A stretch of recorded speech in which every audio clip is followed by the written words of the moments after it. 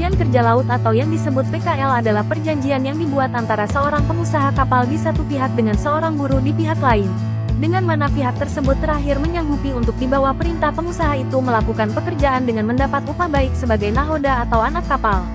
Perjanjian kerja laut adalah perjanjian kerja perorangan yang ditandatangani oleh pelaut Indonesia dengan pengusaha angkutan di perairan. Menurut KUHD PKL antara pengusaha kapal harus dibuat tertulis tetapi tidak harus di hadapan pejabat pemerintah. Sedangkan PKL untuk anak kapal harus tertulis dan dibuat di hadapan pejabat pemerintah. Tetapi sesuai peraturan pemerintah nomor 7 tahun 2000 semua PKL harus diketahui oleh pejabat pemerintah yang ditunjuk. Perjanjian kerja laut menggunakan istilah pihak 1 dan pihak 2. Pihak 1 adalah pemberi kerja. Dalam hal ini perusahaan pelayaran. Pihak 2 adalah penerima kerja.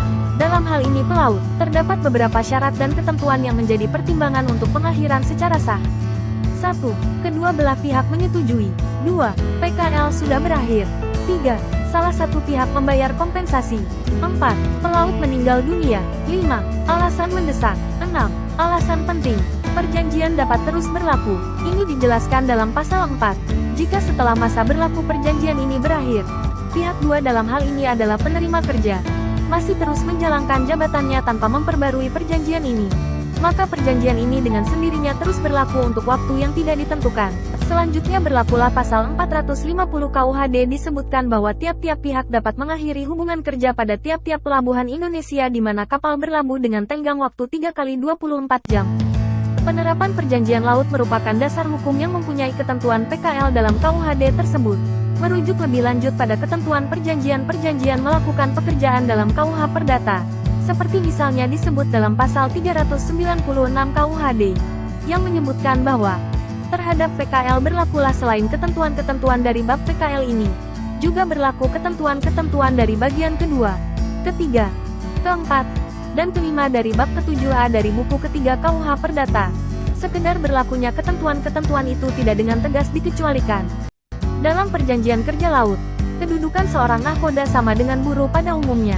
Oleh karena itu segala ketentuan dalam peraturan perundang-undangan ketenaga kerjaan yang berlaku bagi seorang pekerja, buruh juga berlaku bagi nahkoda, kecuali ditentukan lain dalam Kitab Undang-Undang Hukum Dagang. Secara umum PKL sudah diatur dalam beberapa undang-undang yaitu KUHD, Kitab Undang-Undang Hukum Perdata, dan Undang-Undang Nomor 17 Tahun 2008 tentang Pelayaran.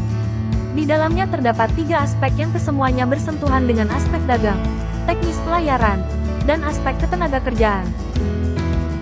Dalam kaitannya dengan hubungan kerja antara pengusaha dengan anak buah kapal, dapat diketahui bahwa dasar dari hubungan kerja tersebut adalah PKL yang diatur dalam KUHD, dan memberikan kewenangan bagi Syah Bandar sebagai pihak ketiga dalam proses penyelesaian perselisihan antara ABK dan pengusaha. Hal ini menunjukkan bahwa terdapat 2 pengaturan dalam proses penyelesaian perselisihan pemutusan hubungan kerja yang dilakukan perusahaan terhadap ABK, serta adanya 2 pihak sebagai pihak ketiga dalam proses penyelesaian PHK yang dilakukan perusahaan terhadap pekerja. Terdapat beberapa dokumen-dokumen dalam perjanjian kerja laut. Yang pertama yaitu Surat Persetujuan Berlayar, yang selanjutnya disingkat SPB, adalah dokumen negara yang dikeluarkan oleh Syah Bandar di pelabuhan perikanan kepada setiap kapal perikanan yang akan berlayar meninggalkan pelabuhan perikanan setelah kapal perikanan memenuhi persyaratan kelayakan lautan kapal, layak tangkap, dan layak simpan. Yang kedua adalah buku pelaut atau Seaman Book yaitu paspor untuk nahoda dan ABK berkewarganegaraan asing. Izin mempekerjakan tenaga kerja asing untuk kapal yang mempekerjakan tenaga kerja asing. Perjanjian kerja laut atau daftar nahoda dan ABK. Kemudahan khusus keimigrasian. DAHSUSKIM. Untuk kapal yang mempekerjakan tenaga kerja asing dan sertifikat radio kapal. Pengakhiran ikatan kerja dapat dilakukan dengan secara sah dan tidak sah. Kebijakan kelautan Indonesia disusun dengan mengacu pada visi pembangunan Indonesia yang tertuang dalam Undang-Undang Nomor 17 Tahun 2007 tentang Rencana Pembangunan Jangka Panjang Nasional tahun 2005 sampai tahun 2025 dan Undang-Undang Nomor 32 Tahun 2014 tentang Kelautan. Guna mewujudkan visi kelautan Indonesia perlu disusun sasaran sebagai misi dari kebijakan kelautan Indonesia, yaitu salah satunya terkelolanya sumber daya kelautan secara optimal dan berkelanjutan.